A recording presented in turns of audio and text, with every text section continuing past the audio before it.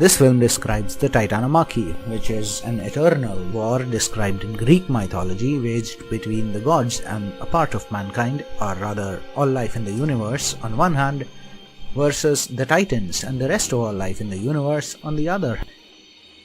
And here the gods can be described as individualists, which means that they watch after their own interests and the interests of everyone else, whereas the Titans can be described relative to the gods as people who watched after each other's backs primarily, and only then everybody else, and who because of this naturally entered into a conflict with the gods, the Titanomachy.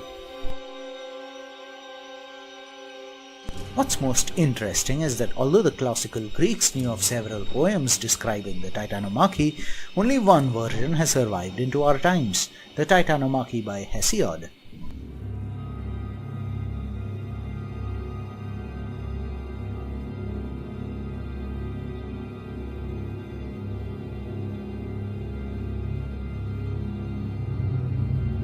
What I did was build up a theoretical framework using which I could ascertain the nature of the Titanomachy without reading Hesiod. So by now I can say that Hesiod's version of the Titanomachy is pretty misleading and absurd, which indeed is the reason why it's available in the public domain, unlike the other versions of the Titanomachy.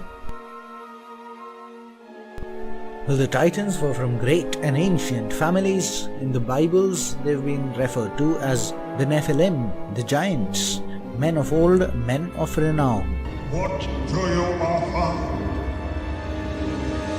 What do you offer? Some of the Titan lords were experts at harvesting the spirit energy of the subjects of their kingdoms, which evokes Jupiter Ascending by the makers of The Matrix, the Wachowski brothers, which talks about one Palim Ibrasax who lives for 1,000+ years and who doesn't mind the annihilation of a few humans if it results in the easy increase of his own lifespan. Well, there must be other ways to do the same thing. Which also reminds you of the spice Milanga from the Dune universe, which can also be processed and used to increase the lifespan of the one who uses the drug. So the spice Milanga might just be getting harvested right here on Earth and similar kingdoms. All this is related to the concept of wraiths in Stargate, who are similarly said to feed on the spirit energy of their victims.